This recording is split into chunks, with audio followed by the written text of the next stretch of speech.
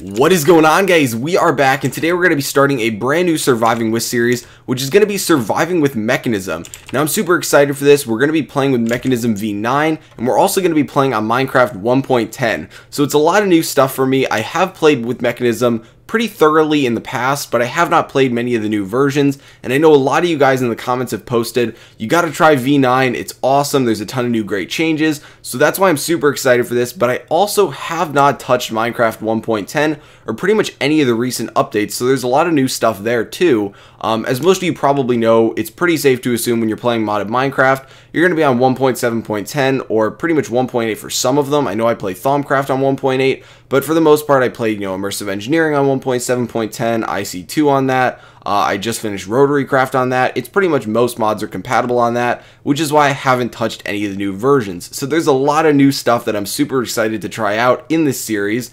And you guys have requested that I do Mekanism for the longest time, pretty much ever since I've been doing the Surviving With series. So when I posted the video yesterday and asked you guys about it, and you were all like, oh yeah, you gotta do Mekanism, I was like, you know what, we'll finally do it. So yeah, that's enough rambling from me. Just the typical stuff. It's going to be mod list in the description. We're playing with Mekanism, and then the typical add-ons, Mekanism tools and Mekanism generators. Along with that, we're also going to be using chisels in this one, which is a little bit different than before. The main reason I'm adding it is because a lot of you guys want to see more build diversity, and I thought that'd be awesome to add in here. I tried adding carpenter's blocks, but I was having some issues, so that might get added in the near future if I can manage it. But yeah, the seed is going to be Dr. Raychard Mekanism. Again, all this stuff will be in the description as usual. And eventually I will have a world download when the series ends. So it is time to jump into things now. So I do actually have stuff set up this time. We're not jumping into an empty world. I did go gather some resources, actually a fair bit of resources if we look in this chest.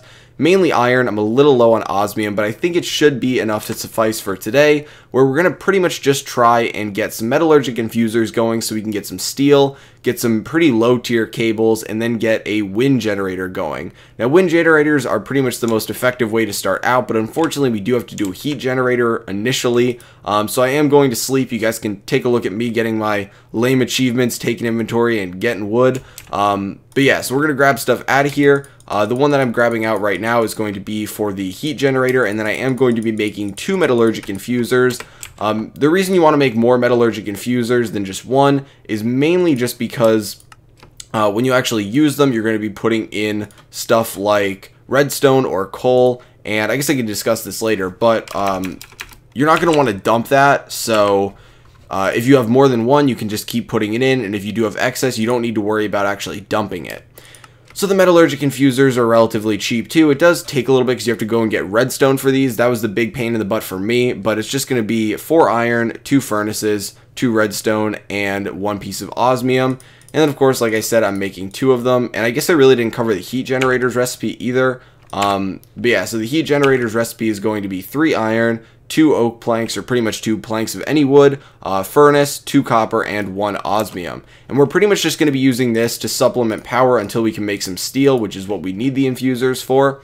Then once we have the steel, we can jump into making the cable to actually transport the power, and then along with that, we can use it to make the wind generator. So I am going to be setting things up out here, mainly just because I do have plans for what I want to put right here, but that's not actually going to be where the main portion of the base is. I don't want to let you guys know too much about it, but this is kind of going to be the entrance to an underground base that goes right here, an underground factory, I should say. So I want to keep it as clear as I can. This is pretty much just going to be a safe area that I can go at night.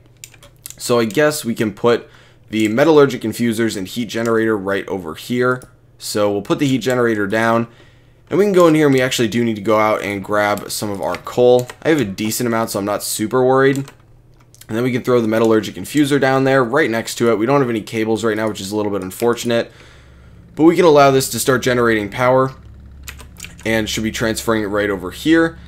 And it doesn't even matter, security's public, whatever. We're not even going to worry about automating this at all right now. We just need to make some steel. And unfortunately, making steel is actually a 2-step process, which becomes a little bit easier once we get a little bit further into automating it. But luckily for us, we're going to be using coal in both the processes. So we're going to be starting out making enriched iron, which is just going to be iron and coal. So I'm going to dump the coal in there. It's going to go into this slot, and it's pretty much just going to fill up this column right here. It's kind of hard to see, but it fills it up with carbon. It's gray on gray right now, so you're not going to see it. But then we can throw the iron in there, and we can allow it to process.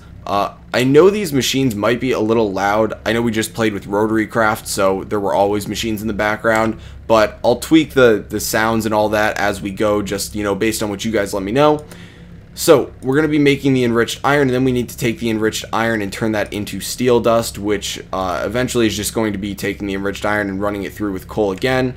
So eventually when you do automate this, you're just going to have it cycle back through, or you can do 2 metallurgic infusers. Either one's fine. But we actually don't need too much of the steel, so I guess we can call it quits after we have 4 of them. And the reason behind that is because the main thing we're going to be using the steel for, at least, is for making the cables. So if we go over to the cables, and one downside right now is that we don't actually have a handbook. It was a lot easier to showcase things from Rotary Craft if I get a handbook. But yeah, if we go to the basic universal cable, pretty low capacity, 3.2 kilojoules per tick. But you're going to need 2 steel and 1 redstone per 8 universal cables. So it's actually pretty cheap to make them, and we're only going to need 1 set. We can make 2, but we're not going to be transporting the wind generator's power that far. The higher up you put it, the more effective it's going to be, as you can probably assume. But we'll cover that in a little bit, and I actually am not super worried about getting it wicked far up. So it looks like this has finished working. We now have the steel dust, so we can just come over here, throw it into a furnace, and allow it to cook down, and then we can craft some of the cables with it. And then the next thing we're going to be doing is working our way towards the wind generator. So I always want to call this a wind turbine, and I type that in and nothing ever comes up. So it's a wind generator though. I got to get that through my head. And to make this, it's actually relatively simple. It might look a little complicated, but for the most part, it's just going to be making enriched alloy, considering the energy tablets are going to be using 3 gold, some redstone, and then enriched alloy along with it. And enriched alloy is just going to be redstone in a metallurgic infuser with iron again. So I think I should have enough iron here and redstone to go around. And that's why we made more than 1 metallurgic infuser, is because when you're adding those, I guess you'd call them additives in this case, or secondary ingredients, whatever you want to call them. When you're adding those, you don't want to have to go and actually dump them out, which is an option. If we go over to the Metallurgic Infuser, there is a dump button right here, which would dump out this 160 carbon, which would actually be a huge waste. Okay, so now we actually get to go and set up the second Metallurgic Infuser and start wiring this stuff together. So I think the best way to go about this is just to move the heat generator, because I don't feel like moving the Metallurgic Infuser right now. And that's so weird that it shows up as an enrichment chamber on my Wayla instead of a Metallurgic Infuser, whatever.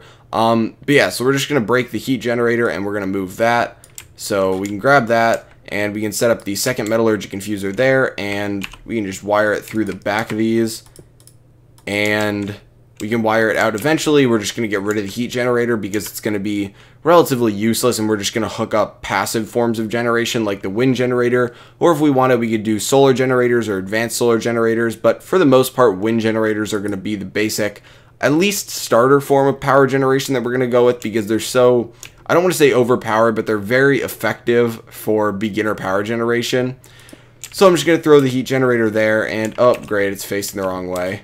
Okay, let's throw it. Okay, we gotta go this way and throw it down like that. Okay, so this should be good to go. It'll transfer its remaining power over, and then we can throw some of the redstone in here. I don't want to throw too much in there.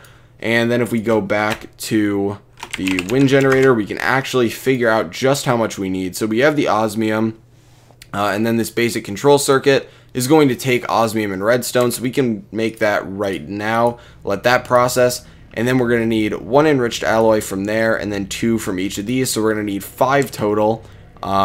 So pull out 5 iron and make sure that we have enough redstone in there for that. And then once that's done, that should make 1 of them. Unfortunately, I don't have enough gold on me right now to make more than 1 of them. So we're gonna have to make 1, hook that up, and hopefully that'll be enough for the time being. And then the redstone in there should just be fine. It looks like we're a little low on power, so I do need to go out and grab some of the coal. Yeah, so we can throw that in there. Now, one thing I did want to say while we're just waiting for this is I really want to thank you guys for the amazing feedback last episode. So I know I always say this whenever we start a new series because you guys are always great with feedback on the last episode. And I know it's because I always say, you know, if you never comment on one of my videos, at least comment on this one. And it has been up for it's probably been up for like 16 to 17 hours when I'm recording this video. When it goes out, it'll have been up for 24 hours, but it currently has like 85 comments on it, and there's tons of upvotes and everything, and everyone's voicing their opinion, and that is phenomenal. So thank you guys for all the amazing feedback and support on that video. I know a lot of you guys were sad the Rotary Craft series did end, but I had a lot of fun with it, and I think we should have a lot of fun with this one too.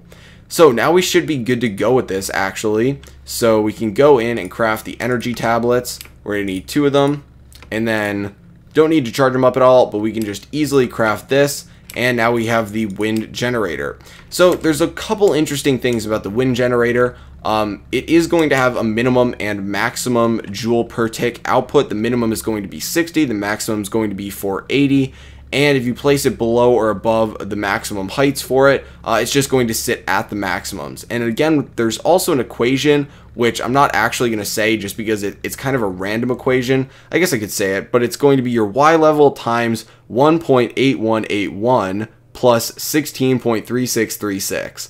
That equation is going to determine the power output, and it does scale linearly, as I'm sure you could probably tell. Hopefully you could tell by that equation that I just gave you. So pretty much just the higher up it goes, the better it's going to be, which makes sense. And one thing to keep in mind is with Mekanism V9 now, it does calculate it from the top block of it. So yeah, it's going to calculate the height at which it's at from the top block that it registers for the wind generator. Okay guys, so I was actually being really indecisive with where I wanted to put the wind generator down. I didn't think it'd be that difficult to decide, but I decided I would clear out this kind of little ledge right here and throw down the wind generators that I make on here and then maybe extend it. I don't plan on making that many for the time being, but I'll explain why I want to throw them down here in a second. So if we throw them down, and of course I only have one right now, you can see it's got the green square on the front of it. That's where it's going to be connecting for power. So we can easily just bring the cable right up here for it and connect it, and it should be draining power out to these machines, but they seem to be full already, so the internal buffer is going to fill up. Has a decent internal buffer, so right now it's got 150 kilojoules in it, and it's currently generating 143.64 kilojoules, or joules per tick, I should say, and can output 960 joules per tick. So there's a couple things that you want to pay attention to here. You can charge things in this, which is what this little portion of the UI is for right here. Obviously we have the internal buffer right here, and if you actually want the wind generator to be working, it does need to have the ability to see the sky. So that is what this little green thing is for right here. If the sky is visible, then this will be green. If it is not, then it will be red. And yeah, so now we've hit the maximum internal buffer of 200 kilojoules. It's actually not that big of an internal buffer, but it'll do early game for us. And then I guess I can throw the heat generator back down right over here in case we ever want to use this. It does have some power left in it. But I think that's going to be it for today, guys. Hopefully you guys are looking forward to this series. Please let me know in the comments if you're looking forward to it. And I do apologize if you requested a mod and we haven't gotten to it. You know, I know a lot of you guys have requested tons and tons of different mods that are all great mods. That do deserve a Surviving with series, so eventually, hopefully, we will get to those, but again, I apologize. I can't please everyone. I do my best, but I really can't. But yeah, thanks for watching, guys, and I will talk to you later.